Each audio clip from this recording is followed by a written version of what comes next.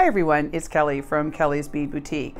So this is another installment in my quick and easy earring series where I show you how to make a really cute pair of earrings in no time at all. If you want to see how I make them, come and join me.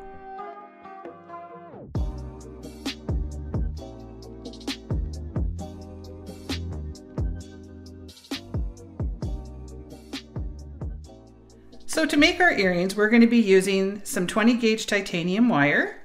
We're also going to be using some head pins that have the little ball on the end. And I'm going to be using some nice beautiful accent beads. I've got some 5x8 Czech glass, some little tiny Czech glass spacers, and some little Chinese crystals. I'm also using one of my favorite parts from Tiara Cast. I know I use this one a lot in my demos, but I absolutely love it. I love that it's kind of an uneven organic shape. And what I really love about it is that it's two-sided. So we're going to use this side today for a change.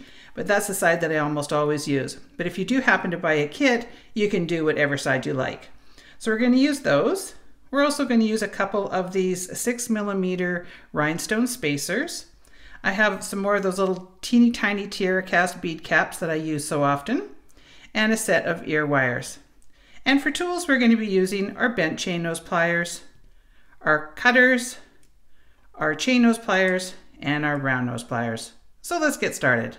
So now the first thing I'm going to do is take one of my head pins and I'm going to place my little Chinese crystal on it and one of my bead caps.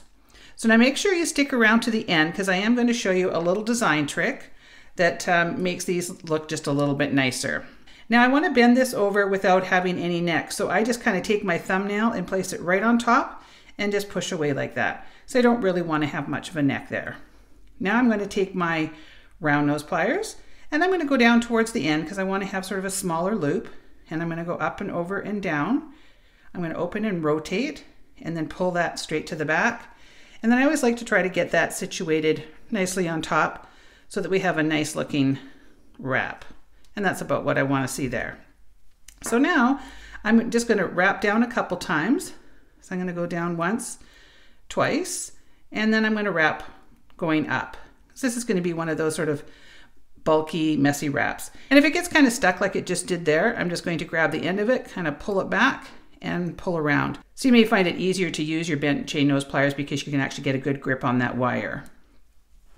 So now I'm going to turn this over and I'm going to use my flush cutters to trim it off, and I'm always going to use the flush side of the cutter. And I'm going to come in and just cover it up with your thumb.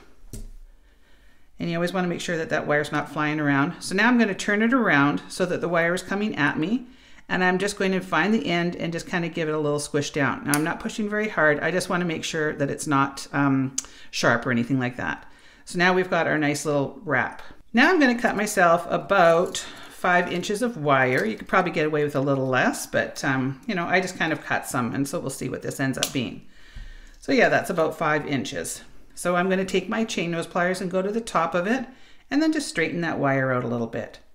Okay, so now we're going to take our pliers and place them a couple inches down, and I'm going to bend away, and I'm going to take my round nose pliers and come in right in that little corner, and I'm going to go up a little bit further than I was before because I want to have just a little bit bigger loop. So I'm going to go up and over and down, open my pliers, rotate them so they're parallel to the table, and pull that straight to the back, and then just kind of line it up and make sure that it's where we want it to be. Now I need to take my little charm that I just created, and I'm going to pop that in that little loop that I just made. And I'm now going to take the charm that I've got, and we're going to sandwich both of those in there. Now I'm going to come across that loop, and I'm going to wrap a couple times. So I'm just going to go down once, twice, and then I'm going to wrap back down towards my pliers, again for that bulkier look. So just wrap a couple times and then turn it over, come in with your cutters, give that a nice little trim, and always cover that up. So you don't want that flying all over the place. And then we're going to have a look and see, and I can see that that burr is sticking straight out.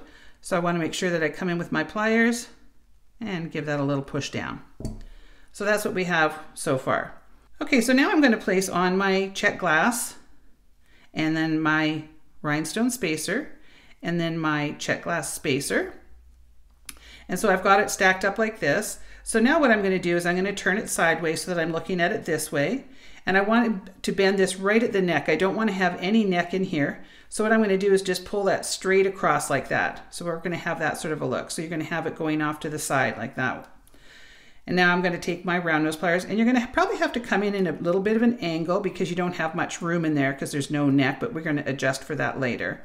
And we're just going to go up and over and down, rotate those pliers and make your little loop. And now we're going to get that all sort of situated. So if it pulled over because of the way that we had to construct it, just take your hand and pull up like that. So now I'm going to do the same kind of wrap. I'm going to go down once, twice, and then work my way back up. And now we're going to trim that off.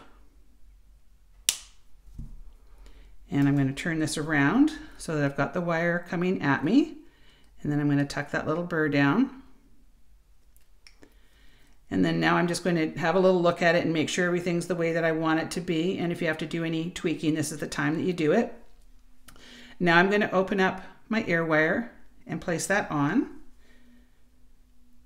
And close that up nice and tight, just kind of like a jump ring. You just sort of jiggle it back and forth. Now here's my little design tip. So it's kind of hard to see with the camera going this way, but I'm going to try and hold it out like that. So you can see how that little bead is sort of tipping straight out, and I don't really love the way that that looks. So now what we're going to do is we're going to take our chain nose pliers and grab hold of the loop of the little charm that we made, and I'm going to push down a little bit so you can see I've bent it. So I'm going to have to test drive this a little bit and see how it goes.